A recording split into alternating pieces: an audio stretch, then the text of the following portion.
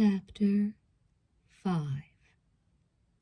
It had been months since Frank had felt this incredibly turned on. Every movement of their bodies brought a new sensation. He was obsessed with the moment, the feel of her skin, the firmness of her breasts, the hardness of her nipples, the warmth of her hands, and the smell of her perfume. A banquet of sexual pleasure. They were both bathed in sweat, tangled up in the now damp sheets, rolling over each other, clutching each other tightly, their lips and tongues slipping and sliding, their bodies moving with a violent rhythm. He flicked a nipple with his tongue, then brought his head down slowly over her flat stomach, stopping to lick her navel, then down to the downy softness between her legs. Expertly he used the tip of his tongue to trace the border of her femininity, then made the circle smaller, slowly drawing closer to the warm, dewy pinkness. He plunged his tongue within, probing, searching, withdrawing, then reaching in once more. She gasped with pleasure as she raised her hips to him. He reached up with both hands, gently massaging her nipples as his tongue tantalized her, made her gasp for air, brought her senses fully alive. She groaned with bliss as she tousled his hair, then pulled him away. "My turn," she said breathlessly. He smiled and lay on his back. She started by kissing him on the lips, then flicking her tongue and sliding wet lips over his chest, playfully placing her teeth on his nipples, then down to his stomach. She took his erection in her hand, stroked it gently, then placed her lips over the tip. At the same time, she moved her body so that she was straddling him, exposing herself inches from his mouth. He responded in kind. She rolled away and turned her body, her eyes glazed with lust, her arms beckoning. He entered her again, stroking slowly, hearing her soft moans in his ears, feeling her hot breath on his shoulder, the smell of her strong in his nostrils. He felt her heel pressing against his back, urging him on, and he thrust himself deeper inside her. He was close now, too close. He pulled back and took her breast in his mouth, his tongue flicking at the nipple. He heard her moan with pleasure. His skin felt electrically charged. Hers felt like fine silk. The palms of his hands massaged the lovely swell of her buttocks while he brought his head down, his tongue rolling inside her navel, then away and down to the softness between her legs. Again she moaned. She, too, was close. He entered her gently, stroking slowly, his hands squeezing her buttocks, then releasing, then squeezing again. She cried out in pleasure, pushing herself forward, holding him close as she reached orgasm. Her body shuddered as she groaned with satisfaction, first one, then once again, the two almost violent orgasms coming back to back, a rarity for her. He waited for a moment, then moved his mouth back to her breasts. He felt her drive her heel into his back, urging him back inside. He responded, and as soon as he felt the familiar welcoming warmth, he knew he was done. He exploded with almost forgotten fury. His body arched, his teeth clenched, his whole being concentrated in that sweet, delicious, magical geography nestled perfectly between her long legs. Spent, he eased back, rolling his hips in small, fond circles, not wanting it to end. She kneaded his back as she fought to bring her breathing under control, then let her legs slide off his back. For a moment he rested his head on her breasts, listening to the pounding of her heart, feeling his own heart banging hard against his rib cage. Sharon laughed, her voice shallow under his weight. "You're great when a big trial gets close." He rolled off her. "How about the rest of the time?" he asked. "You know what I mean," she said. Suddenly the tender mood was broken. She was putting him down again. "No, I don't know what you mean," he said accusingly. Sharon didn't answer. She rolled out of bed, her buttocks rippling as she walked to the bathroom. "I'm going to take a shower," she said. She left him there, thinking, listening to the sounds of the shower, still smelling her in his nostrils, feeling her hands on him and her tongue and her mouth. When they'd first married, they'd had a habit of falling asleep in each other's arms. Now it was different. Now sex almost had to be scheduled, and when it was over, there was no sense of mellowness, no relaxed savoring of the intimacy, just a short break, then back to the routine of living. He tried to rationalize it. There was the crazy work schedule, for one thing. When they were together, one or the other was exhausted much of the time. Then there was the normal waning of passion that takes place between long married people. He figured that was a factor, too. Still, he wondered if there wasn't something more significant involved. Other couples they knew had frantic work schedules, and they managed to find the time for sex. With Sharon, other things were more important. Well, he thought, at least tonight had been a winner. With the Rebecca Carlson trial just days away, he was inspired. Tonight, he'd waited for Sharon to come home from work, rare for him, and he'd been ready with some champagne and a single red rose, sitting there in the kitchen naked, a smile on his face. He was hard to resist.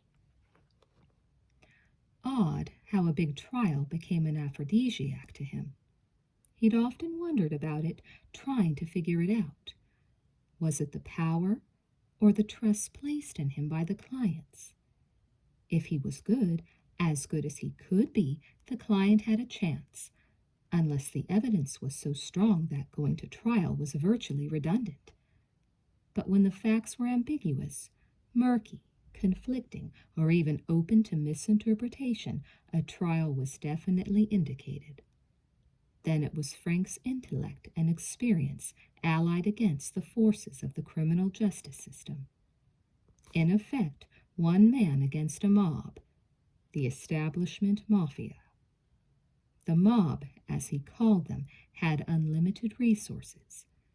They could spend whatever it took to win a big case. They could bring in experts, put a dozen investigators on the streets, turn over every rock. Frank's resources were limited to those of the client, unless he wanted to invest his own money.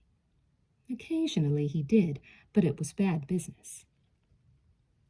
But if the client was rich, Frank could use that money to prepare a defense properly. If the client was poor, however, the state never paid enough for a lawyer to conduct a thorough investigation. It was one reason the prisons were full of poor people. Already, this case, the Carlson case, had cost over $60,000, the money used to take depositions, file a dozen motions, spend hours in court on pre-trial hearings, even hire 2 shrinks to provide expert testimony if needed, and the actual trial was yet to begin.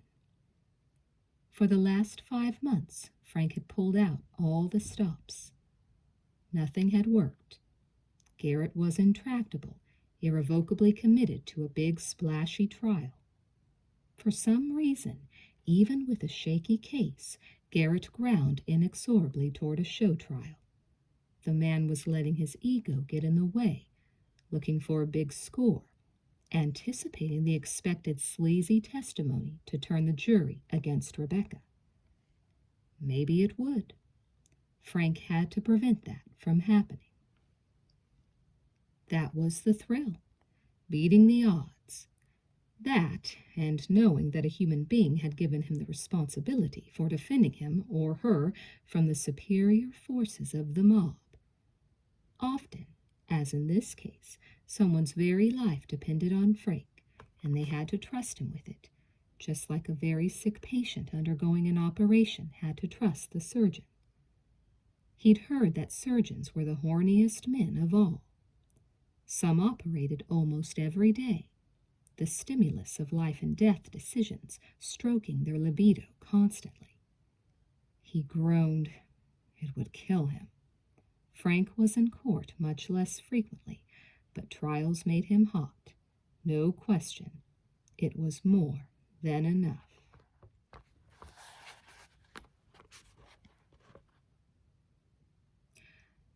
When he awoke, he was alone in bed, a bed now bathed in light from the rising sun. He was astonished. He'd slept the night away. He heard Sharon in the bathroom. He pulled himself out of bed and joined her. She was sitting at the makeup table wearing a black and green push-up bra that exposed much of her creamy white breasts. Instead of regular panties, she wore a simple thong.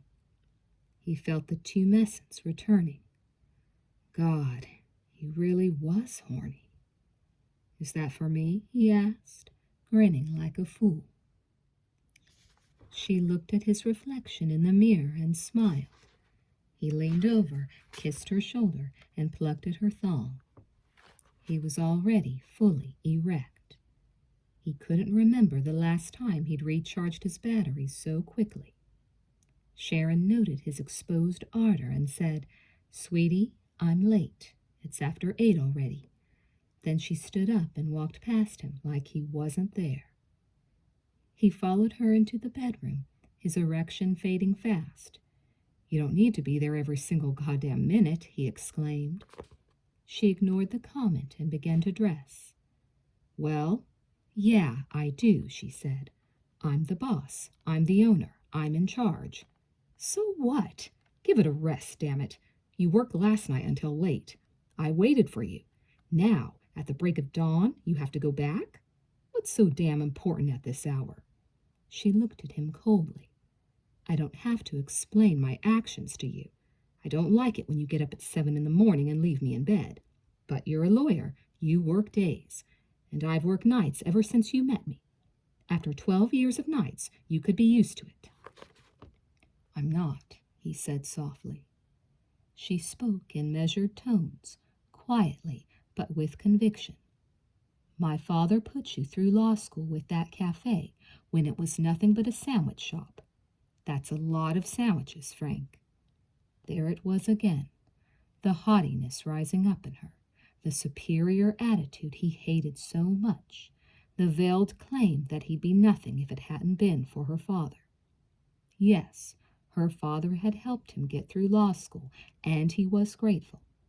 And when he'd become a prosecutor, he'd paid her father back with interest. She never mentioned that. She never mentioned how hard he worked to make it through law school, how much he'd given up. Just the money. Always the money. Her father had died and left her a going concern, and to be sure, she turned it into something special. But she never expressed the thought that her success was due in part to her father's efforts. That she took for granted. But his success was somehow tainted, and he was never allowed to forget it. "You should have put me through cooking school," Frank said sarcastically. "Maybe then I'd have seen you more." She was completely dressed now, her clothes hip but not sexy. Almost a uniform, the old threads of another era. The expression on her face signaled a message. She was tolerating his outburst, speaking to him as she would to an unreasonable child. Condescending, and he hated it. "I love my work," she said. "So do you. That's why we do it." He was furious. Rather than continue the argument, he turned away from her and switched on the television set. "Don't let me keep you," he said coldly. She turned on her heel and walked back to the bathroom. Chapter 6. As he drove to the office, Frank pushed the simmering anger and resentment from his thoughts and forced himself to concentrate on the Carlson case. The trial was almost upon him, and there was no time to lose. He ran several ideas over in his mind, wanting to sort things out. Today was to be an important day. There was the scheduled deposition with Marcia's secretary, Joanne Broslow, long delayed for one excuse or another. He fully expected Garrett would be there as well. The assistant DA could have sent someone else, but Frank doubted he'd do it. The bastard seemed to be enjoying the prosecution of Rebecca, as though it were something personal, unusual for Garrett. When Frank arrived at the office, he called Biggs into his office. The investigator took a seat across from Frank and listened intently. He had an offhand way about him, but his mind ticked like a fine old watch. "I told you once before that you don't get as rich as Marsh was by being a nice guy," Frank said. "I asked you to find out who he fucked over. Business, social, personal. Who else wanted him turned into worm food? You've given me nothing." Biggs nodded. "I've been doing my best. Fact is, there isn't much. I'm now hitting all the dealers with a list of the nearest and dearest. See if we can turn up a user." "Good," Frank said. They ran over some other ideas, and then Gabe Wider, Frank's junior partner, was standing at the office doorway. "Yes?" "Joanne Broslow's here," Gabe said. "Garrett brought donuts. They're in the conference room." "The man's considerate," Frank said dryly. He and Biggs stood up. As Biggs walked away, the black man said of Garrett, "He always eats them all." Frank smiled. Biggs was very observant, a good quality in an investigator.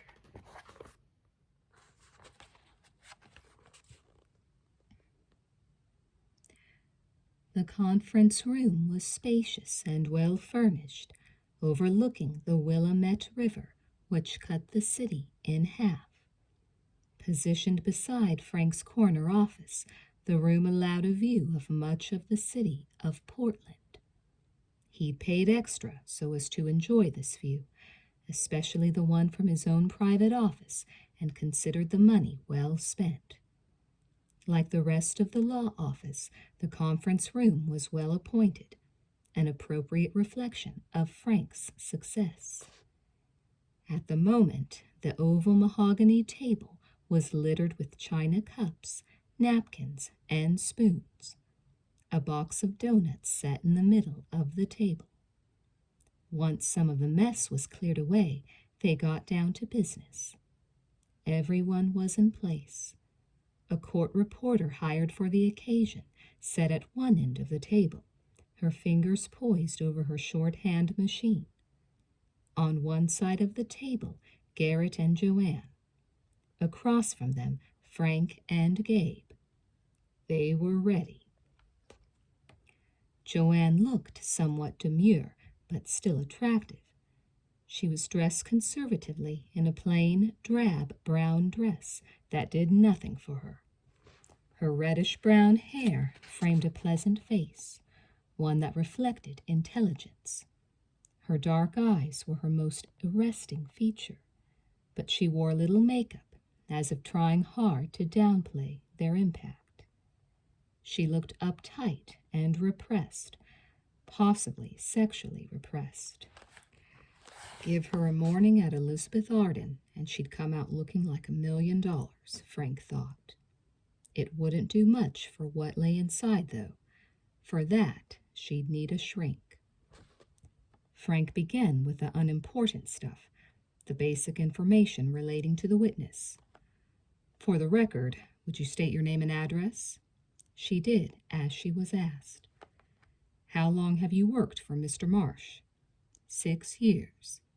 And what were your duties? I was his personal secretary, she said proudly. Did you discover Mr. Marsh's body? A flash of pain in her eyes. Yes, I did. Where did you discover the body? He was in his bed, lying on his back. Was he handcuffed? She seemed repelled by the question. No. Otherwise restrained? No. How did you know he was dead? She took a deep breath, looked away for a moment, then said, I didn't. I thought he had fallen asleep.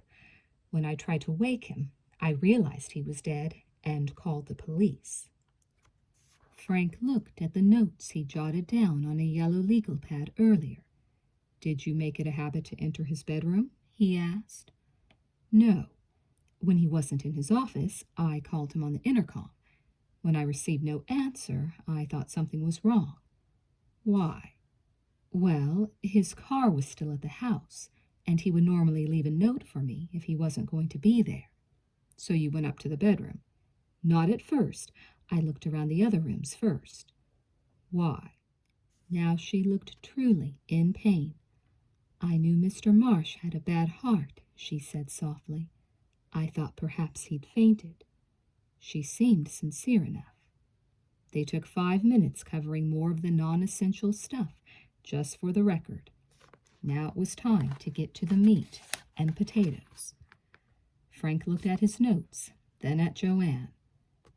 How well do you know Rebecca Carlson? He asked. At mention of the name, Joanne's body stiffened and her eyes became slits. I would say hello to Rebecca when I came to the house, but that was about it. We didn't chat. Did you disapprove of their relationship? Frank asked. Joanne looked as if she'd just stepped in something left behind by a stray dog. It wasn't normal, she said, almost spitting the words out. They didn't have normal sex. Frank found that comment interesting. There was the infamous videotape, of course, but the woman sounded as if she knew much more. How do you know what kind of sex they had? He asked. She stiffened even more in the chair, her hands gripping the arms so tightly her knuckles turned white. For some reason, Frank wondered if she'd ever had sex at all, then pushed the thought from his mind. I wasn't looking through the keyhole, if that's what you're implying, she said emphatically. I'd come to the house to pick up papers or speak to Andrew. I'd find their little toys all over the place. The word toys was uttered with unequivocal loathing. Frank almost smiled. She didn't appear to be able to control her feelings. If she was going to be a witness for Garrett, he felt sure he could show her bias. Would it be accurate to characterize your feelings toward my client as negative? I don't have much sympathy for drug users, she snapped. Now she was beginning to piss him off. Her high-mindedness was worn like a badge of honor, as if she was better than everyone else. Do you have any personal knowledge that she used drugs? He asked. She was eager to answer the question, as if she had been waiting for it to be asked. I personally saw her shovel the stuff up her nose. Is that good enough? Frank was flabbergasted, but he didn't let it show. He was aware that Garrett was observing him closely, looking for a reaction. Only Frank's eye twitched, almost imperceptibly. He heard Gabe shifting around nervously in his chair and made a mental note to talk to him about it later. The kid had much to learn about this game. Now he understood why this deposition had been so long in coming. Garrett was pulling the strings behind the scenes, giving Frank little time before the opening of the trial to counter this potentially devastating testimony. In front of a secretary? Frank asked pointedly. Your statement is that Rebecca snorted cocaine in front of you? Joanne sat firm. I was at the house one morning. I thought she was still upstairs with him. I went into the powder room, and she was spooning up coke from one of those little vials. Frank pressed her. What did she say when she saw you? She didn't know I was there. Really, he said. How convenient. How big is this powder room? He asked, his voice filled with incredulity. Joanne didn't answer the question. Instead, she said she was too busy to notice. Did you tell your boss what you'd seen? No. Why not? She answered in anger. I wanted to keep my job, and that didn't include telling him his girlfriend was a cokehead slut. The room fell silent, save for the sound of Joanne's heavy breathing. She glared at Frank, and he glared right back. Frank? Frank turned and looked at Garrett, who was wearing that cocky smile of his again. Why don't you take the last donut?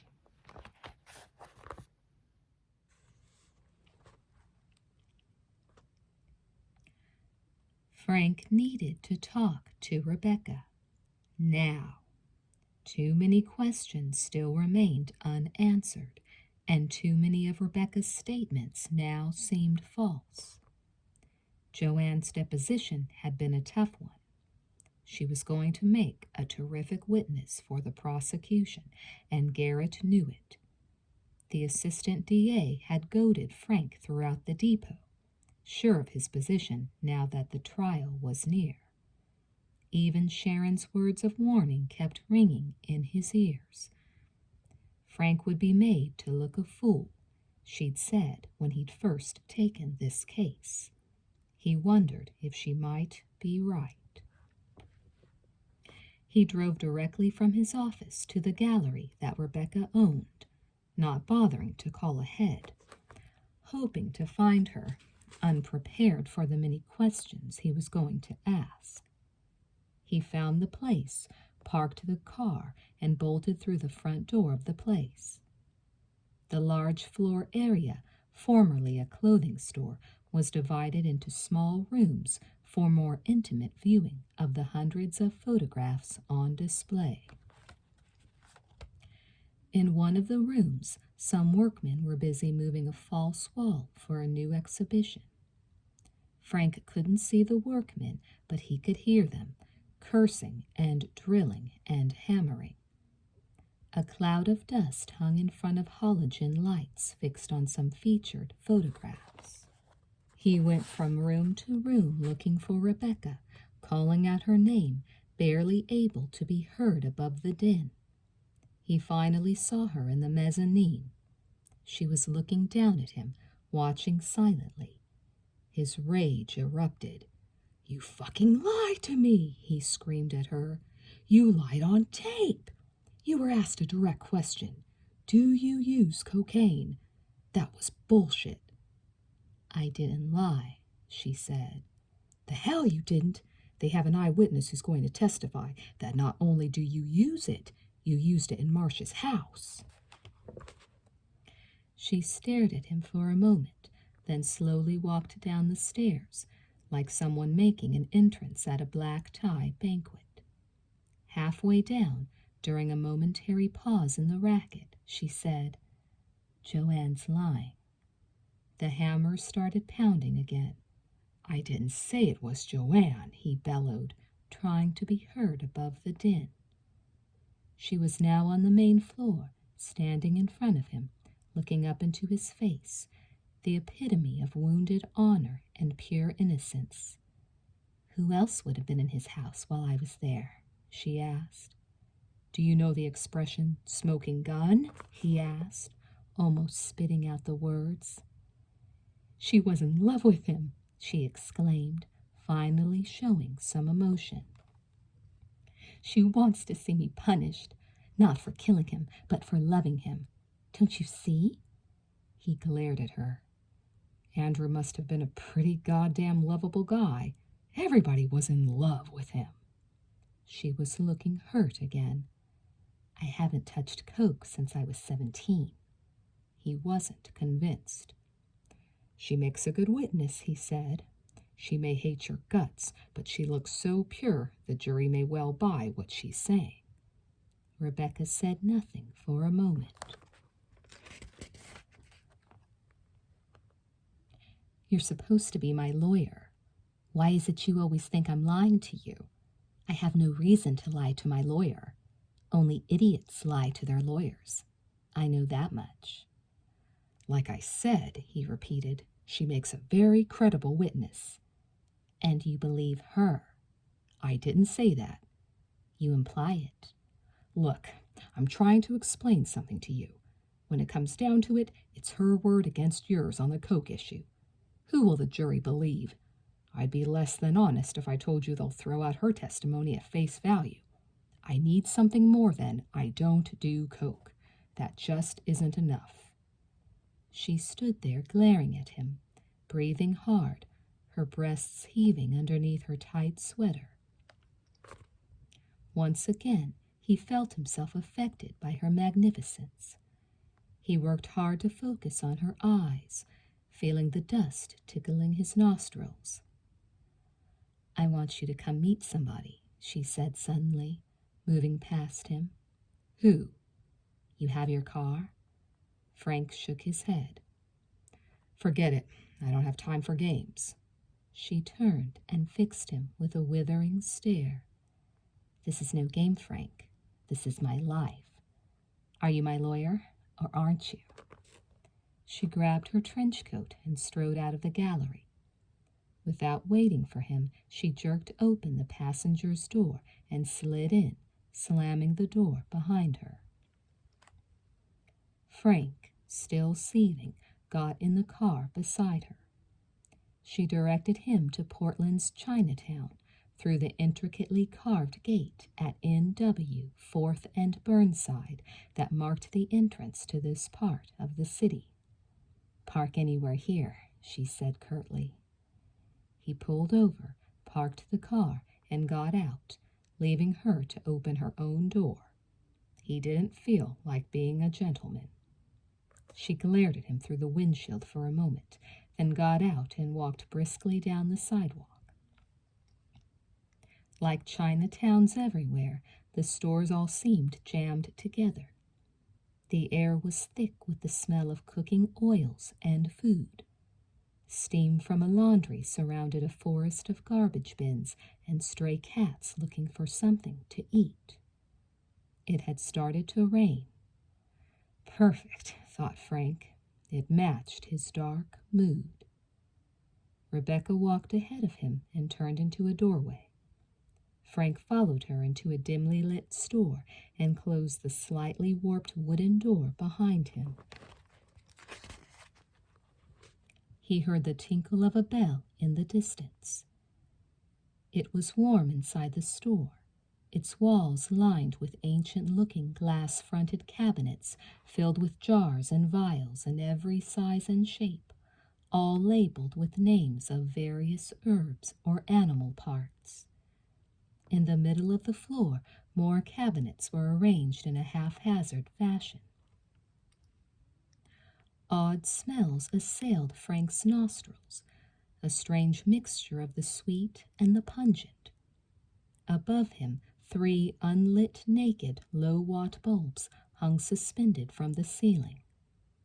Still fighting his rage, Frank wandered around the store, peeking at the countless items, aware that Rebecca was watching him intently. The hell with it. This was her party. Let her explain what the hell they were doing there. A small Chinese man emerged from the back of the store, his face lighting up as he recognized Rebecca. Hello, Becky. Hello, Raymond. I want you to meet Frank Delaney. He's my lawyer. Frank gave the Chinese proprietor a desultory nod. This is Dr. Wong, Rebecca said, her voice void of any emotion. A pleasure to meet you, Mr. Delaney. You are most welcome here. Frank nodded again. Rebecca turned to the man. Would you show him what you give me? She requested. Dr. Wong appeared perplexed. He gave Frank a look, then nodded. "Of course," he said softly. He walked slowly to one of the cabinets, unlocked it, and removed a small vial of white powder, spoon attached. He uncapped the vial and offered it to Frank. Frank, stunned, reeled back. "You gotta be kidding." Rebecca was staring at him, a whisper of derision in her eyes. "Go ahead," she said evenly. "You said I was a liar. Well, investigate." Reluctantly, Frank dipped his finger in the white powder, then brought his finger to his mouth. The taste was unusual, but it wasn't cocaine. He knew that much.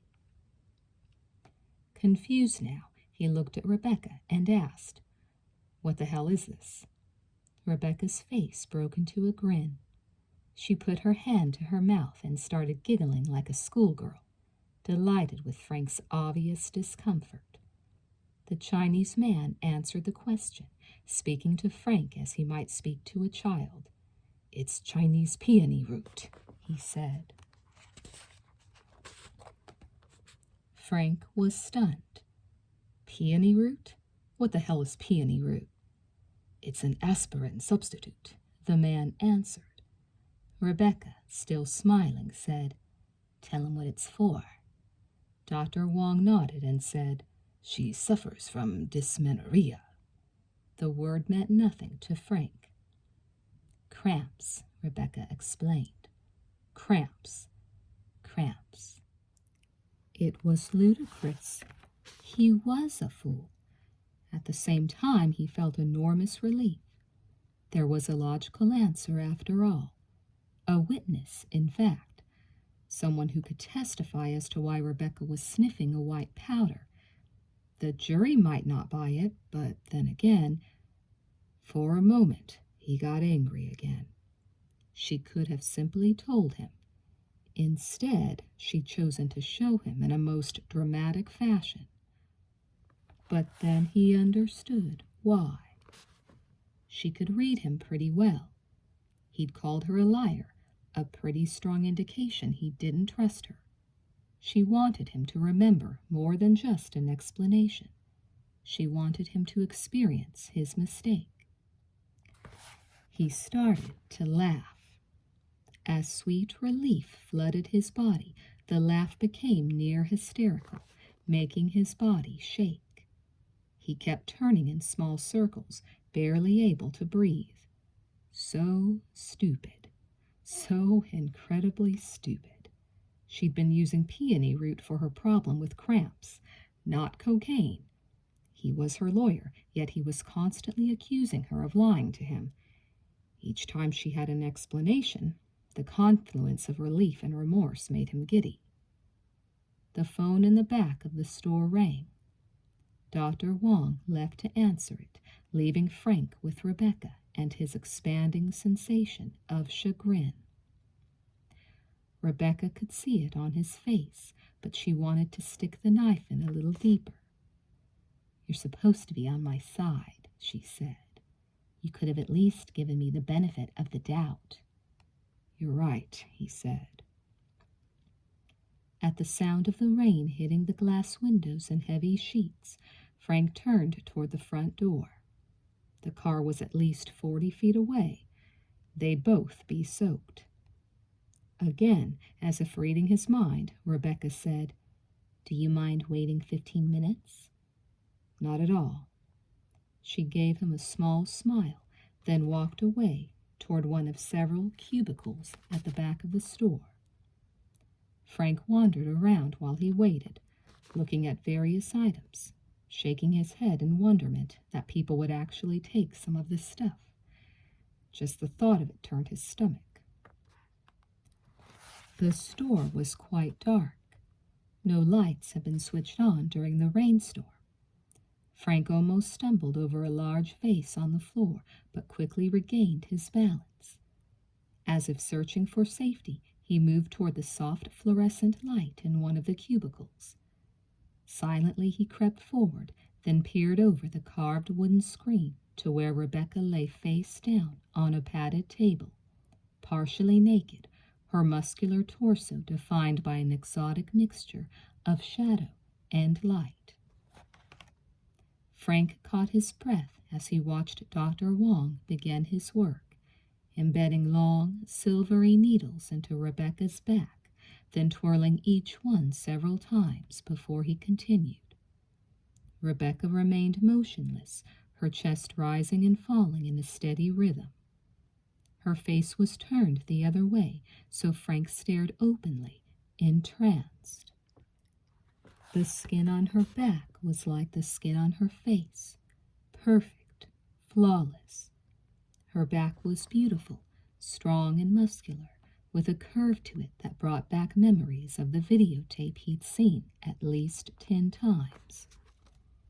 As he watched, his mind's eye replayed the tape. He saw Rebecca astride Andrew Marsh, her body covered in sweat, her head tossed back as she drove the man inside her. Yes, she liked to dominate a man. That much was clear. But Marsh had been old and in failing health. Would she act that way with a man who was young, strong, and healthy? Was it simply her need to dominate, or was she looking for a man who was capable of taming her? Looking at her now, submitting her body to the thin silver needles of Dr. Wong, she seemed quite passive. The muscles in her back were relaxed, the skin smooth and supple. He felt himself growing hard. "Is it still raining?" she asked softly. Frank was shaken from his reverie. She seemed to know he was staring at her. "Yes," he said. She slowly turned her head and looked at him. "Can you drive me home?" "I'll be happy to," he said immediately. He wandered about the store as he waited for her to get dressed. Outside, the rain continued to pound the pavement, the passing cars throwing up small rooster tails of spray as they drove by. He thought about Sharon. Last night, he'd tried to be romantic, behaving like a newlywed with the flower and his nakedness. She'd responded, yes, but as soon as the sex was over, she'd switched Frank off and turned her thoughts to more important matters. Always, there were more important matters. She was being superior, discounting Frank's contribution to their marriage. Using him, in fact. Everything was geared to make it easier for Sharon. Frank was doing all the compromising, all the giving, while Sharon was taking. It wasn't right. And then this morning, she'd thrown her father at him again. Another put-down, another expression of where he stood in the big picture. Rebecca was in business, too, yet she seemed to have time for other things. Jesus. He had to stop thinking about Rebecca in those terms. "I'm ready," Rebecca said behind him. He turned and looked into her long-lashed eyes. Her skin seemed to glow in the dimness, her eyes shining, her vitality restored by Dr. Wong's treatment. The doctor stood quietly behind her, a thin, knowing smile on his lips. Frank nodded to the doctor, opened the door, and he and Rebecca dashed through the rain. They drove in silence, each lost in their own thoughts. But Frank was aware of her nearness. He could smell the ointment that Dr. Wong had applied to her back, a spicy concoction of some kind that served to block the aroma of her normal perfume. It wasn't unpleasant, just different. The windshield wipers squealed noisily as they drove in silence. He thought about turning on the car radio, but for some reason was afraid to. He felt strange, somehow removed from the present. She lived in a houseboat on the river, and by the time they got there, it was twilight. Frank played the part of a gentleman as he held the umbrella over Rebecca's head while they walked to the front door of her houseboat. It was as big as an average house, 2 stories high, with a sliding glass door off the upper bedroom that led to a large deck. Below that, another deck fitted with chairs and a table and a large umbrella. "I've never been in one of these things," he said, examining the exterior of her houseboat. She looked at him, her eyes wide, her lips slightly parted. "Here's your chance." The way she said it gave him pause. He sensed she was offering more than just a guided tour of the houseboat. He felt a tinge of guilt, and when she opened the door and went inside, he stayed behind on the dock. She looked at him, the question in her eyes. "It's a bad idea," he said simply. "Why?" "I'm your lawyer. It just doesn't look right." She lowered her gaze and said, "What if you weren't my lawyer?" There were 100 thoughts running through his mind. She was provocative and appealing, at once dangerous and inviting. There was a touch of pure evil about her, but there was also the promise of adventure, of something almost supernatural, of experiences most men can only dream about. He could see it in her eyes and hear it in her voice. Again, as he had in the Chinese doctor's store, he replayed the videotape in his mind. He saw Rebecca sitting atop Andrew Marsh, devoid of inhibitions, enthralled with the act of sex itself. He saw her exult in it, almost worship it, her body constantly moving, giving and getting pleasure, excluding the world for the moment. He loved Sharon, but he was also a man. Like every man, he fantasized from time to time, and right now he was fantasizing about making it with Rebecca, aware that his fantasy could be made reality if he so chose. He felt the hardness returning. He wanted her, but there was danger in that, he knew. Not just because she was a client, but because it was wrong for a dozen reasons, the most profound of which was her unique power, unlike anything in his experience. Her power, a visceral, emasculating domination, truly frightened him. Yet he saw the ultimate promise in her eyes, and his fear was tinged with a strange excitement. "It would look even worse," he said. Rebecca held his gaze, taking the measure of him. Then she glanced down the street, first one way, then the other. She fixed her gaze on Frank once more. "Nobody's looking." He had to move. Now. If he didn't move now, he was lost. He knew that, but his legs seemed not to be a part of him. It took a supreme effort to get them to obey his orders. Finally, he was moving away. "Good night, Rebecca," he said, his voice sounding hollow. He heard her behind him. "Frank, how often do you make love to your wife?" He turned and saw her standing in the doorway, smiling. Jesus. Was he wearing a sign? Or was it that she knew instinctively because of who she was and what she was? A woman to whom no man was much of a mystery. Another element of her strange power. "All the time," he said. Liar. He wasn't offended. It was her turn, and she never seemed to miss an opportunity to turn the tables. "See you in court tomorrow," he said. That brought her back to reality. He could see her body stiffen. "Okay," she said weakly. "Are you scared?" he asked. "Not if you tell me I shouldn't be." He smiled at her. "We're going to kick their ass."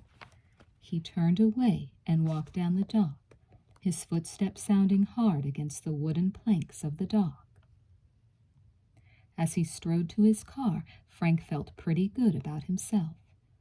He'd been sorely tempted, but had restrained himself. That made him proud. And when he got to his car and looked back at the houseboat, watching it sitting serenely in the water, the last vestiges of the day's light giving it a warm orange glow, he still felt proud. But he was hard again.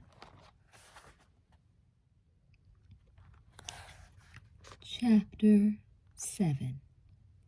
It was a great day for the start of a trial.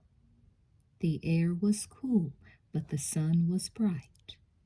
The gray marble steps leading from the street to the courthouse gleamed, the long shadows cast by the majestic pillars in front looking like giant black fingers. From the start, the press was there in force, the locals sharing space with the out-of-towners from the big cities. Trucks filled with electronic equipment and sporting large parabolic dishes on their roofs were parked in the street, protected by local police officers. Thick black cables snaked from truck to truck, spilling over onto the sidewalks.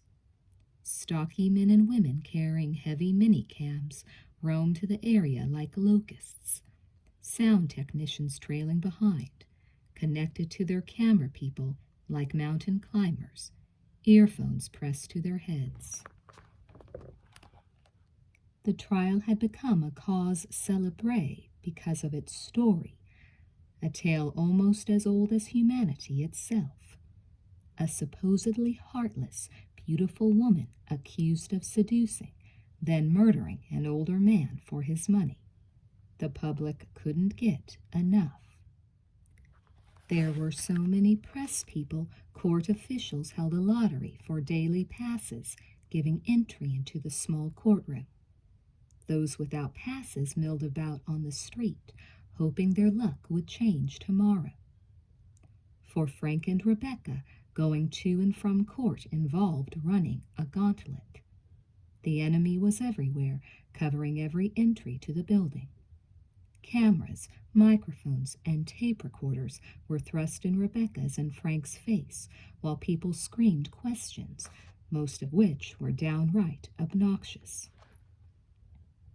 Other than a short statement that his client was innocent, which he made that first day, Frank refrained from any other dialogue with the press. With the screaming tabloid headlines already finding his client guilty, reasonable discourse was impossible, and anything he said would be distorted.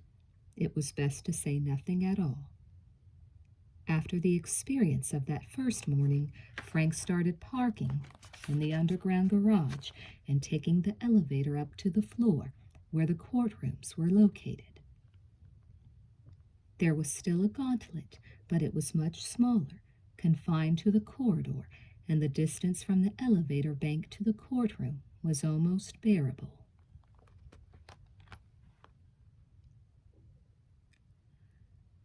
Voir dire, the picking of a jury, took a day and a half. Both lawyers qualified prospective jurors carefully, using the latest psychological profiling techniques. Frank asked questions designed to root out those who appeared not to have formed an opinion about the case, but harbored attitudes that would be prejudicial to Rebecca.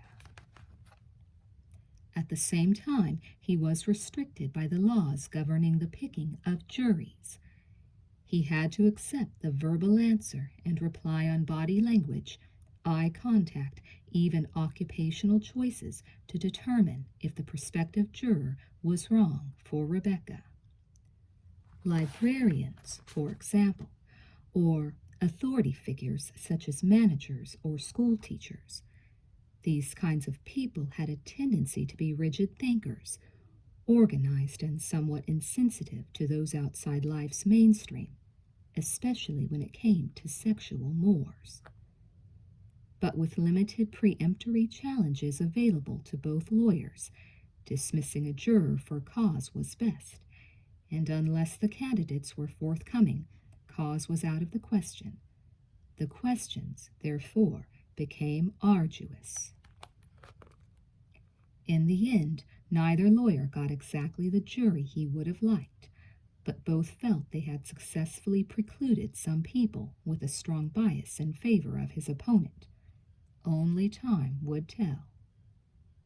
Rebecca was proving to be her own worst enemy. Despite Frank's many impassioned entreaties, even appeals to her logic, Rebecca had flatly refused to tone down her appearance. In every way, she looked extremely sexy, exactly the opposite of the image Frank wanted her to project. Her hair was whipped to perfection around her head, accentuating her sultry eyes and full lips. She was dressed in an elegant soft brown dress that clung to her body like a second skin. She was innocent, she kept saying, and that was all that mattered. If he was any good as a lawyer, he'd convince them of that truth.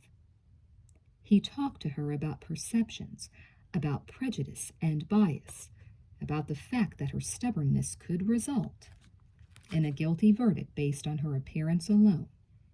It wasn't that juries were stupid, he explained. It was that they were composed of people, and people made mistakes. If her appearance made them think of her as less than upstanding, everything said would be filtered through that first impression. If she was perceived as an anti-establishment sexual freak, most of the testimony on her behalf would fall on deaf ears. Nothing reached her. She was who she was, she said. She refused to be, in her terms, a hypocrite. They would have to accept her as she was. That was it. Angry, he told her those on the jury could do as they liked, and she would be the one who paid for it, not him. Even that failed to move her, and he found her intractability puzzling and frustrating.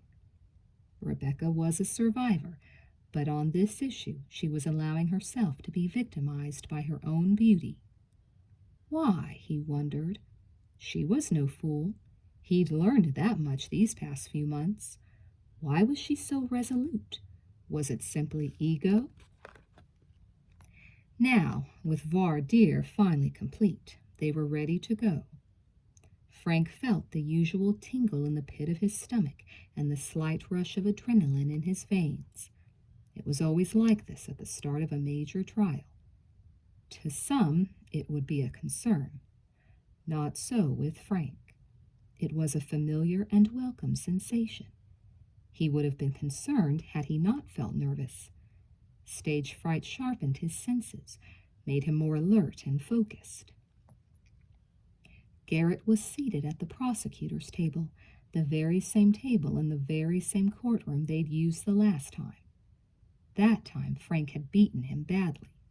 He could see Garrett was itching to even the score. He was dressed in a new suit, a conservative blue pinstripe cut in American fashion, but one that again failed to hide his muscular body. His highly starched white shirt accentuated the red tie, the power tie, the one with the little stars and stripes embroidered all over it.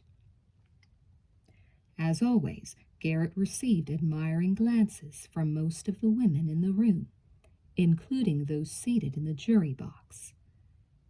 For this trial, Frank wore a suit of almost the same cut and style as Garrett's. Like Garrett, he wore a white shirt, eschewing the normal blue shirts he preferred. And, like Garrett, he wore the power tie, a red one, but without the embroidered flags. What the hell? There was a limit. Frank noticed a young, plain-faced woman sitting in the second chair beside Garrett. Frank didn't know who she was, but she certainly didn't appear impressive. Maybe she was a psychologist, the one who'd helped Garrett pick the jury. It didn't matter. Garrett was his main adversary. Frank would deal with the woman if need be. Rebecca sat with Frank at the defense table. Gabe sat in a chair behind them, his status reduced to nothing more than errand boy on this one. He took it well. He was still the student, still learning, still absorbing. The room buzzed in anticipation. The first few rows were filled with reporters, the rest with spectators. All of the wood in the room had been freshly shined, and the smell of furniture polish hung in the air like a cloud. Even the brass railings on the bench in the jury box gleamed. Someone had realized the city of Portland was now in the public eye. They wanted to present a good image. Judge Mabel Burnham presided, which was a break. She was in her 50s, tough, somewhat flamboyant, but confident, and most important, fair. The black woman was an experienced jurist with a reputation for taking no crap from anyone. Frank figured that was a strike against Garrett right there. All rise. It was about to begin. Frank felt a sudden jolt of adrenaline. Judge Burnham took her seat, as did everyone else, then got right down to business. "I can't change the titillating nature of this trial," she said. "But if I'd wanted to work in a circus, I'd have learned how to ride a trapeze. I'm not going to put up with any performances by counsel or by the gallery. I'm imposing a gag order." There was a rumble in the gallery. The judge was smiling at the reporters, which I always enjoy. They quieted down. The judge looked at Frank, then Garrett. "The only quotes I expect to see are from admitted testimony, or I'll blame you personally. I'll come down with both feet. Is that clear as day?" First Garrett, then Frank nodded assent. "Are the people ready to proceed, Mr. Garrett?" Garrett stood up. "Yes, Your Honor." "Very well." Garrett took a deep breath, exhaled, then took his position in front of the jury box. He looked splendid, confident, and a little offended. Frank knew the ploy well. During voir dire, while the lawyers asked questions of the potential jurors, the attention was on them, not the defendant. They were engaged in their own mini-trial, and most wanted to win their case and remain on the jury. To be excused was a form of rejection that many took quite personally. But with the opening statements, the jurors were concentrating not on themselves, but on the lawyers, the judge, the defendant, the witnesses, and the physical evidence. They were imbued with a fresh sense of grave responsibility, and they usually took it seriously. Garrett, by using facial expressions, by modulating his voice, by every movement of hands and body, wanted them to know that he resented them having to be here.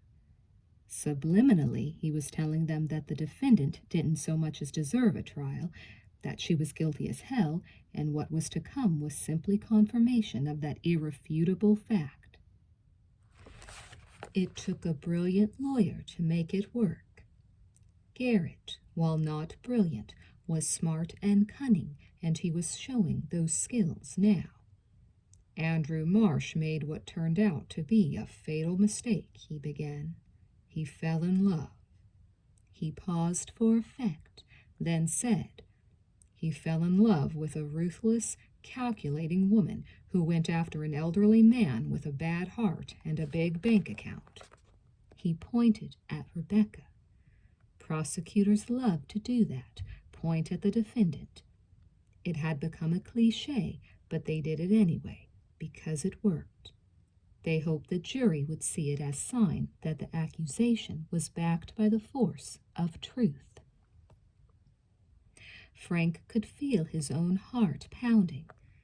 Out of the corner of his eye, he stole a glance at his client, sitting there coolly, her jaw thrust forward, looking serene and confident, unwilting under the combined stare of everyone in the courtroom, following the path of Garrett's finger. Frank had coached her on the pointed finger, told her it would happen, and she'd listened. Too bad about the clothes and makeup. He wished she'd listened to him on that point as well. For now, with her blonde hair and tight dress, she seemed to emphasize the very characteristics Garrett was trying to exploit. Garrett was still pointing, making this a big production. You all can see the defendant, Rebecca Carlson. But as this trial proceeds, you will see that she is not only the defendant, she is the murder weapon itself. He finally dropped the extended arm, then put his hand to his chin as if thinking. He lifted his head and said, "Is that possible? Can a person actually be a weapon?" He provided his own answer. "The answer is yes. If I hit you and you die, I am the cause of your death. But can I be called a weapon? Yes. And what a deadly weapon Rebecca Carlson made of it. The state will prove that she seduced Andrew Marsh and manipulated his affections until he rewrote his will, leaving her $10 million. The spectators mumbled. It was a hell of a motive. Garrett paused again, then said that she insisted on increasingly strenuous sex, knowing he had a severe heart condition. And when that didn't work fast enough for her, she secretly doped him with cocaine. His heart couldn't take the combination, and she got what she wanted. He waited for his words to sink in. She is a beautiful woman, but when this trial is over, you will see her no differently than a gun or a knife or any other instrument used as a weapon. She is a killer, and the worst kind. A killer who disguised herself as a loving partner. Garrett gripped the edge of the table, waited a moment, then took his seat. The judge looked at Frank. "Mr. Delaney?" Frank shuffled some papers, then stood and faced the jury. He stuffed his hands in his pockets to appear casual as he walked slowly toward them. Then he took his hands out of his pockets and let his arms fall by his side. "Ladies and gentlemen, you were told during jury selection that the testimony in this trial would be sexually explicit, and you may find it offensive. You may even be disgusted by what you hear." He lowered his head, rubbed his chin, then looked at them, his expression friendly and sincere, the tone of his voice even and calm. "But Rebecca Carlson is not on trial for her sexual tastes," he said. "You must understand that if you are to render a fair verdict in this case." He straightened up and raised his voice as he said, "She's being tried for murder, and to charge her with murder is ludicrous." He looked at Garrett for a moment, then back at the jurors, making eye contact with each one in turn as he spoke. "The state would like you to believe that she somehow fornicated Andrew Marsh to death." He let that sink in too. "But the state's case is based on fantasy, not fact. And the facts, such as they are entirely circumstantial. It isn't a crime to be a beautiful woman. It isn't a crime to fall in love with an older man. This case should never have come to trial." He leaned forward, wanting their full attention. He was getting it. "But since it has," he said, "I know that when you listen to the testimony, objectively, and when you hear the evidence, objectively, you'll acquit Rebecca Carlson of the charges against her." Frank thanked the jurors, noted their expressions, then sat down. He was pleased. The jurors appeared to be trying hard not to be influenced either way at this point. They seemed to be saying they would listen to the evidence and then decide. The first hurdle had been successfully jumped. Frank tried to steal a quick glance at Rebecca to see how she was holding up. She saw him and held his attention with a look that startled him. It was a look of pure veneration. He felt a shiver go through him.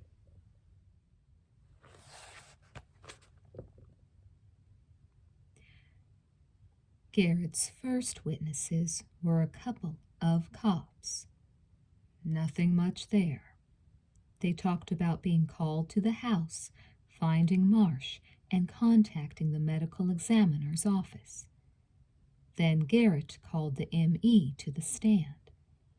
Dr. McCurdy was an old hand at murder trials and looked almost bored as he took his seat in the witness stand. Garrett asked him a few innocuous questions, then got to the main thrust of his inquiry. Doctor, can you tell us what you found when you performed an autopsy on the body of Andrew Marsh? Yes, I found a high concentration of cocaine in the blood of the deceased. Combined with his pre-existing heart disease and the sexual activity that he evidenced at the scene, the drug overstimulated his heart muscle and produced a major ventricular arrhythmia leading to cardiac arrest. A heart attack, in other words. Yes. Dr. McCurdy, did you find any indication that Mr. Marsh might have used cocaine on a regular basis? McCurdy started shaking his head before Garrett had even finished asking the question. No, he said. His nasal membranes were way too smooth for even occasional use. Were you able to determine how he ingested the drug? A bottle of nasal spray found next to the bed was filled with a mixture of water and cocaine.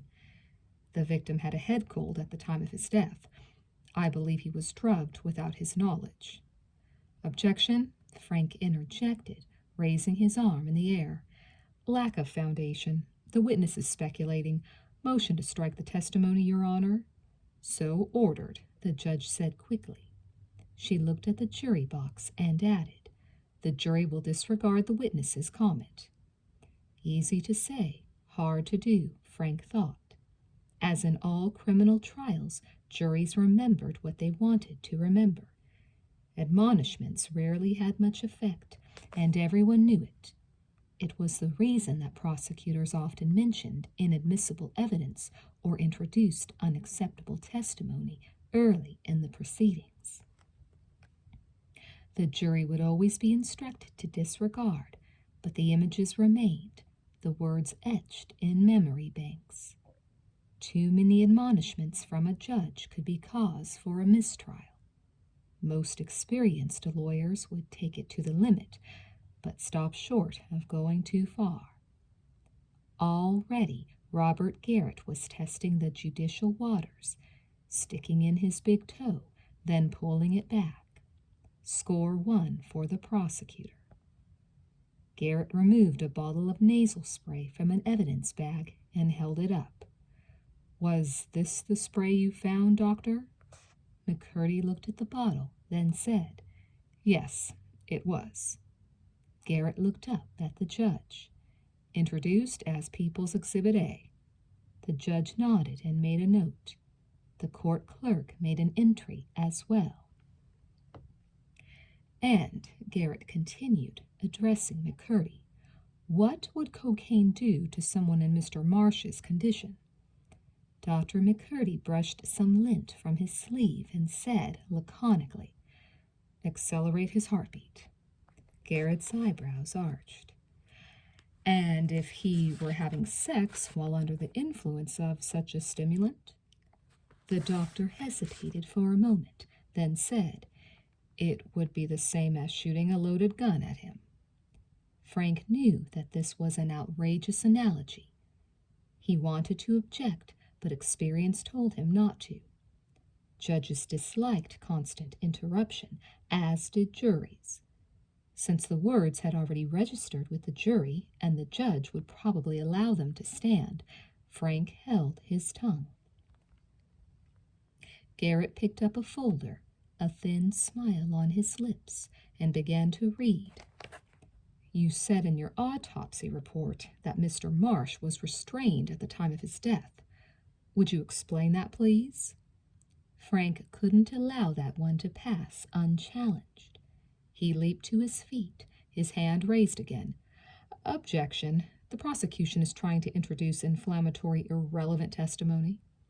Your Honor, Garrett protested, both arms extended, his hands palm up. The jury has a right to know the circumstances of the victim's death. Judge Burnham glowered, then beckoned both lawyers to the bench. Her long red nails seemed like claws. As they stood at the bench, the judge frowned, leaned forward, and glared at Garrett. "Are you testing me already, Mr. Garrett?" "No, ma'am," Garrett replied, looking almost helpless. "If an autopsy report qualifies as titillation, I can't control that." She thought for a moment, then said, "Watch yourselves, both of you." Then, so everyone could hear, she announced, "The objection's overruled." She turned to Dr. McCurdy. "You may answer the question, doctor." McCurdy faced Garrett and said, "From the marks on his wrists and the marks on the bedstead, I believe the victim was handcuffed." That got the spectators mumbling again. "At the time of his death?" Garrett asked, pushing hard. "Oh, yes. The friction and bruising was extensive. He was struggling." Garrett looked like the cat that had swallowed the canary. "Thank you, Dr. McCurdy." He turned away from the witness and smiled at Frank. "Your witness." Frank got to his feet and stood near the witness box, his arms crossed over his chest. "Doctor, you testified that in your opinion, Mr. Marsh suffered his fatal heart attack while he was restrained." "Yes, sir. And your evidence for that was the marks on his wrists, am I right?" "Yes, you are." "Couldn't those same marks have been made while he was—" Frank started waving his arms around like a man trying to fly, flailing around in the throes of sexual ecstasy. The doctor frowned, thought for a moment, then said, "I suppose." Frank looked incredulous. "Did you find any older marks that indicated use of restraints?" "Just on his ankles, where they wouldn't show in public." Garrett leaped to his feet. "Objection. Counsel's drawing his own conclusion." "Sustained," Judge Burnham intoned. "You know better, Frank." Frank gave her a nod, then said, "Let me rephrase. Did the marks indicate to you that Mr. Marsh played bondage games on a regular basis?" "Objection," Garrett protested, still on his feet. "Counsel's asking for a personal opinion." "Sustained." Frank took note of the increased heat in the judge's voice. He was still within a margin of safety. "Doctor, can you medically say that Mr. Marsh didn't decide to get high?"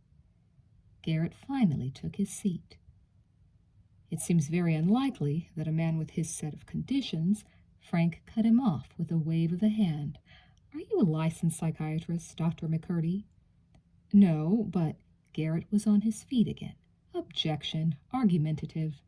Frank, in full view of the jury, made a face, the face of a man truly astounded by such a silly objection.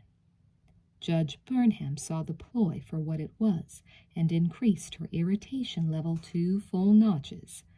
"Sustained," she bellowed. Now Frank was in the danger zone. Time to watch out. He turned and faced Rebecca, giving her a small smile.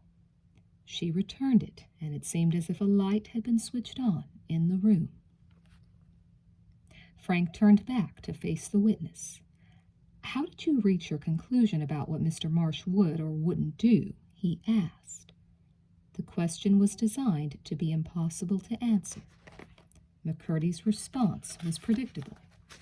"Common sense. Did you find any evidence of that in the autopsy?" Frank asked. Then, without waiting for an answer, "Do you know for a fact that Andrew Marsh had any common sense? Didn't you just testify that he liked unpleasant things?" "Your Honor," Garrett pleaded, half rising, that helpless look back on his face. Frank raised his palms in surrender, smiled, then said, "No more questions." Judge Burnham wasn't going to let him off that easily. For all to hear, she said, "It's going to be a long trial for you, counselor, if I have to start warning you on the first day." Frank hung his head for a moment, then apologized.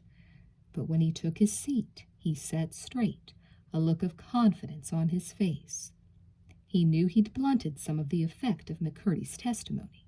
Not all, but some. He felt Rebecca's presence next to him, the scent of her perfume wafting through the air. When he turned and looked at her, her eyes expressed her appreciation. He was her champion, she seemed to be saying. He was going to save her from the clutches of these cretins. His skill and his dedication would win out. He could see she had full confidence in him. And when she reached out and touched his hand, it was as if he'd stuck his finger in a light socket.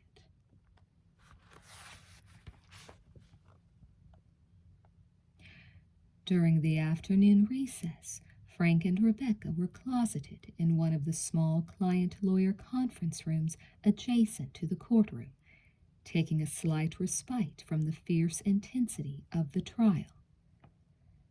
"How are we doing?" Rebecca asked. "It's just begun," he said, "but it's going well.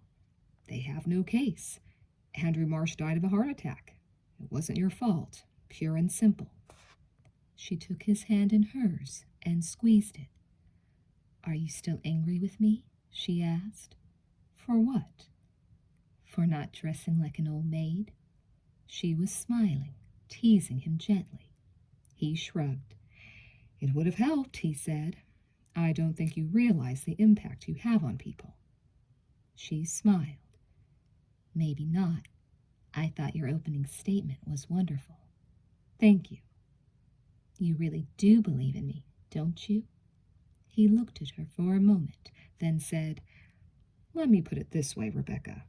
Even if you were an axe murderer, with bodies found all over the city and your prints on the axe, maybe even photographs of you doing the deeds, you're still entitled to the best defense I can muster.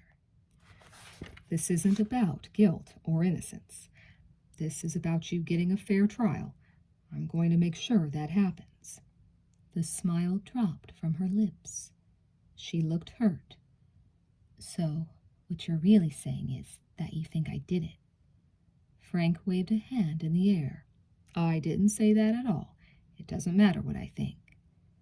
"Maybe not to you, but it does to me." "It's a little late," he said. "Why won't you tell me?" she insisted. "Why won't you wear the clothes I asked you to?" he countered. Again she smiled, but he could see her lips trembling slightly. "Okay," he said, "if you really want to know." She tensed. "I think you're innocent," he said. The tension drained from her. Now she glowed. There was a rap at the door. 2 minutes, the bailiff said.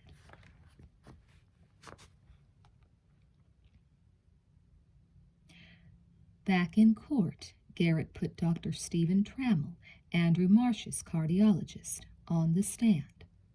The doctor was a thin, pasty-faced man in his 50s who lacked the presence of the experienced medical examiner. He appeared nervous, crossing his legs first one way and then the other.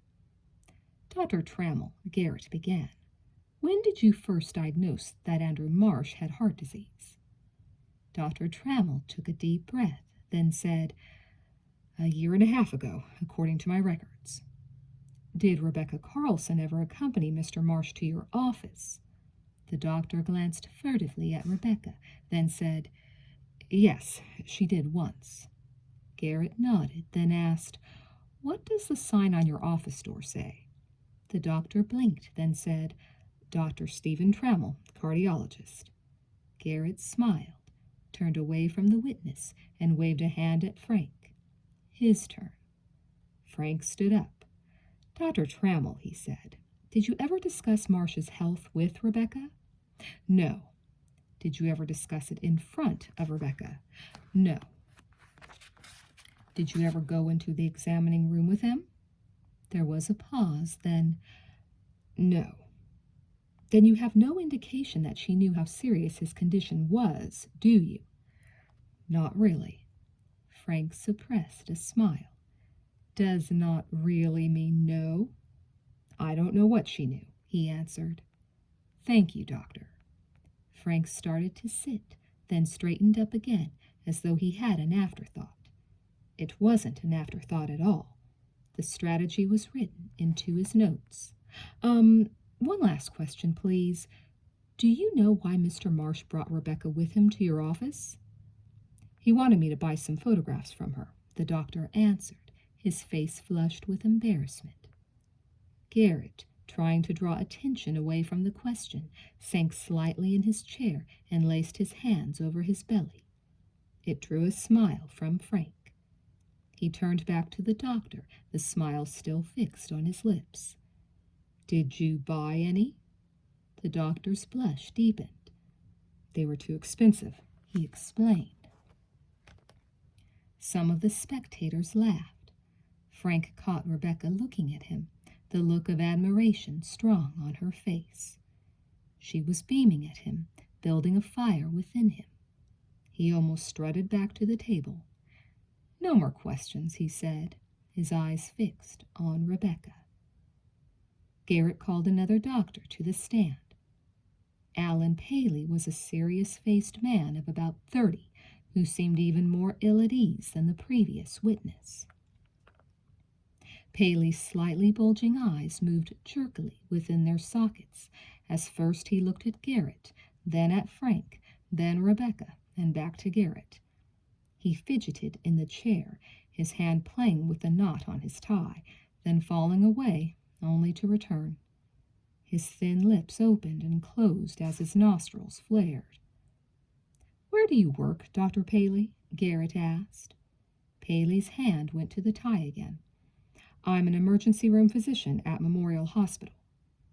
"Were you on duty the night of February 5th this year?" "I was the admitting physician. Yes, I was." Garrett's voice level went up a notch. He was leading to something important. "Did you admit Andrew Marsh to the hospital that night?"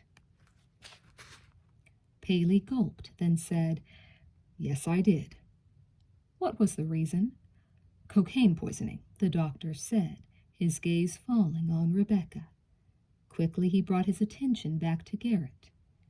"Did Mr. Marsh discuss the circumstances with you?" Garrett asked. The doctor swallowed hard, then cleared his throat. His obvious nervousness was making him a very sympathetic witness. Here was an emergency room doctor, dedicated to saving lives, being forced to testify in one of the most sensational trials in Portland history. Clearly he was out of his element, and it showed. He was trained and conditioned to act, not to sit in a chair in front of scores of strangers and answer questions. Yes, he did," he said. "I read my notes again before I came, to be accurate, and according to my notes, the patient told me that it was the first time he tried cocaine, and it was going to be the last." Frank felt another adrenaline surge. Dr. Paley's name was on the witness list provided by Garrett prior to the start of the trial, as required by law. But when Frank had interviewed the man, the doctor had contended that Marsh's trip to the emergency room was because of a heart problem. The doctor had never mentioned cocaine, nor was cocaine mentioned in the hospital records. Not mentioning cocaine in the official hospital records was not that unusual. Andrew Marsh was a wealthy and influential man, one capable of making sure there was no record of him committing a possible felony. Hospitals often fudged the records of the wealthy for their protection. But for the doctor to omit reference to cocaine during Frank's taking of his deposition was something else again. Marsh was already dead. He couldn't hurt the doctor. Had Frank failed to elicit this testimony from the doctor during the deposition? Had he written the doctor off as an unimportant witness, thereby allowing him to escape the questions being asked now? That wasn't like Frank. Usually his depositions were thorough and pointed, but there was no escaping the fact that he'd missed this. He was steaming inside, angry with himself for screwing up. First, there'd been the delay in getting the deposition from Joanne Broslow, a deposition that was most damaging to Rebecca. Garrett had set Frank up with that one, and Frank had let him get away with it. Now Garrett was bringing forth testimony from a witness that was just as damaging, testimony that Frank should have drawn out during the deposition. Frank was being sabotaged by his own sudden incompetence. Garrett was now warming to his task, speaking clearly, making sure the jury heard every word. Would you describe his heart condition, please? He presented a galaxy of symptoms, Paley said. Hyperprexia, which is a high fever associated with cocaine intoxication, severely elevated blood pressure, arrhythmia, shortness of breath, and while I was examining the patient, he experienced status epilepticus, a specific type of convulsion. Is it common to have that many symptoms occur in cases of cocaine poisoning? Paley swallowed hard again. This patient was particularly sensitive, he said. I thought he was lucky to go home alive. Garrett leaned forward, a smile on his lips. Did you tell him that, Dr. Paley? Paley thought for a moment, then said, I don't remember if I used those exact words, but he fully understood his intolerance to the drug. Garrett turned and faced Frank, a look of triumph on his face. Your witness. Frank was completely unprepared. He'd been operating under a false assumption. He looked at Rebecca. With her eyes, she signaled that she could be of no help. There was nothing Frank could do but let it pass, as if the testimony was meaningless. He needed time to think. He made a big play of examining some papers, then looked up at the judge and said, No questions for this witness, Your Honor. Even Garrett seemed surprised. Frank's sense of uneasiness took a quantum leap.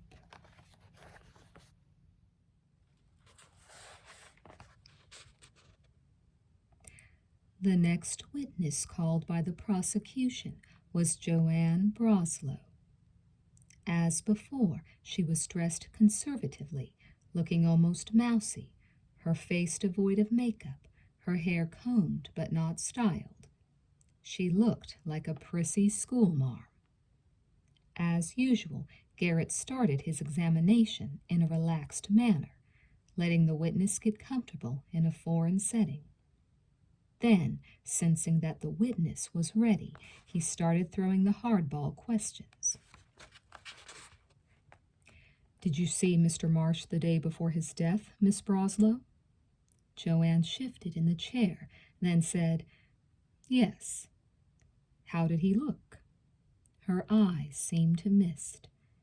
He was pale and sweating. Did you talk about Miss Carlson? At the mention of Rebecca's name, the hardness returned to Joanne's face. Yes, she said. What did he say? He was worried, she said. I was worried. He said that if she kept it up, she was going to kill him. A pause. His heart couldn't take it, she added. The crowd started buzzing. Rebecca seemed stunned, her head lowered, her eyes focused on the table in front of her. She looked pale. Frank leaned toward her and whispered in her ear. Take it easy, he said. I warned you this testimony would come in. You can't let it bother you, and even if it does, you can't let them see your reaction, okay? Rebecca nodded, gripped his hand, then lifted her head. She was trying, but her eyes were the eyes of a frightened doe caught in the sights of a hunter's rifle. Garrett was finished with the witness. Frank stood up, nodded to Garrett, then approached the witness. Miss Broslow, he said, a note of incredulity in his voice. This strikes me as a very intimate conversation for a boss to have with his secretary. Did you often discuss his love life? Her lips tightened for a moment. Then she said, We had a professional relationship, but I'd been his secretary for 6 years. He liked to talk to me. Frank smiled. Then did he also tell you that Rebecca was thinking about moving back to Chicago? A pause, then, Yes, he mentioned it. So the woman he loved passionately was thinking about leaving. Couldn't that have caused the anxiety and stress you observed? Garrett objected immediately. Raising his arm, he shouted, "This calls for rank speculation, Your Honor." Frank was ready. He took 2 steps toward the bench and said, "Counsel for the prosecution has already used this witness to establish the state of mind of the deceased. He opened the can, Your Honor." Judge Burnham gave Garrett a sharp retort. "And I do see worms crawling all around you, Mr. Garrett. You can't have it both ways. Objection overruled. Answer the question, Miss Broslow." Now it was Joanne who looked like a frightened doe.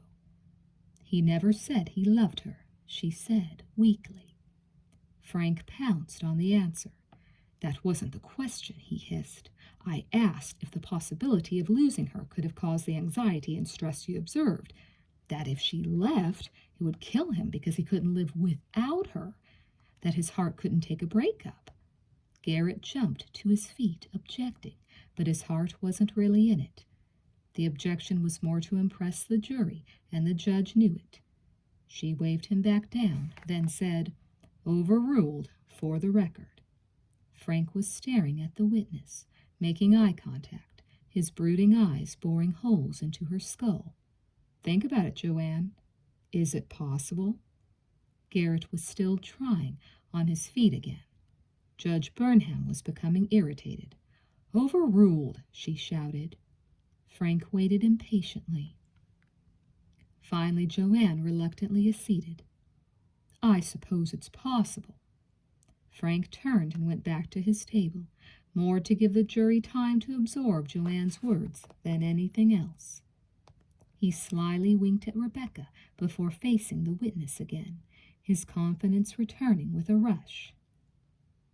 "Now," he said to Joanne, his voice strong and sure, "you testified that you saw Rebecca inhaling cocaine in the bathroom. How did you know it was cocaine?" Joanne was clearly upset. She was a woman who didn't appreciate having her words questioned. "It was a white powder, all right." Another weak answer. Frank waited for a moment, looked at the jurors, then sprang the question he'd been wanting to ask from the start. "Have you ever been a patient at a rehab center? A rehabilitation center?" Joanne's eyes bulged and her mouth dropped open. Garrett leaped to his feet, face flushed, hands gesticulating, mouth in overdrive. "Objection!" he screamed. "Miss Broslow's medical history has no bearing—" Frank cut him off. "Your Honor, the prosecution has introduced cocaine as one of the contributing causes of death. This is a reasonable line of questioning." "I'll allow it," the judge said firmly. Garrett, stunned, took his seat, looking almost as upset as the witness. Frank, after making a big deal of checking his notes again, resumed the attack. "Were you a patient at a rehabilitation center from January 5th to February 5th 2 years ago?" he asked Joanne. She looked pale, her chest heaving as she fought for air. For a moment her eyes jerked about the room as if someone would announce that she need not answer the question. But there was no escape. "Yes," she said, humiliated, her voice barely audible. Now Frank had the look of triumph. "What were you being treated for?" It was sheer agony for her to utter the words. "Substance and alcohol abuse." "Was the substance cocaine?" She hesitated, then, "Yes." "And didn't you supply your boss, Mr. Marsh, with the cocaine that sent him to the hospital with cocaine poisoning last year?" "No!" she shouted. Frank pulled a document from his briefcase. Standing in front of the witness box, he said, "I have in my hand a copy of the admissions report the night Mr. Marsh was admitted." She stiffened, dreading what was coming next. Frank walked slowly to the witness stand and handed her the document. Then he said, "In the square right here designated for the signature of the responsible party, the person who brought him to the hospital. Would you please read the name out loud?" Joanne looked physically ill. "Read the name out loud, please," Frank insisted. Joanne looked at the document, then turned away. In almost a whisper, she said, "Joanne Broslow, but—" "No further questions," Frank said, cutting her off. He then turned to the judge. "Your Honor, I submit Defense Exhibit A." Frank walked over to Garrett, handing him the document. Garrett, red-faced and angry, looked ready to commit murder himself. Frank took the document back and looked at it closely. He hadn't missed it, as he feared. The word cocaine did not appear anywhere on the hospital admissions record of Andrew Marsh. It was a relief, but it still didn't explain his error in not dragging it out of Paley during the deposition. Court was adjourned for the day. The sound of people rushing for the door reverberated through the courtroom. The buzz of conversation reached a crescendo, then began to fade. Garrett left without so much as a glance at Frank. But Rebecca was staring at him, her eyes aglow, the look of admiration strong and penetrating. "You are marvelous," she said, wrapping her arms around him in a strong hug. "Thank you," he said, gently extricating himself. He held her elbows in his hands. For an opening day, it wasn't too bad at all. Rebecca's touch seemed to electrify him. It was disconcerting, but he didn't want to break the contact. He saw Gabe grinning at him, the same admiration expressed in his eyes. "Gabe," Frank said, "I need to go over some things with you." "Sure." Frank turned to Rebecca. "This may take some time," he said. Then, impulsively, he added, "Why don't we discuss things over dinner tonight?" She ran her tongue over her lips. "That's a wonderful idea," she said. He felt a shiver go down his spine. "I'll pick you up. Say 8? Her eyes gleamed. 8 will be fine." "Great," he said, and as he picked up his briefcase, he noticed his hand was trembling.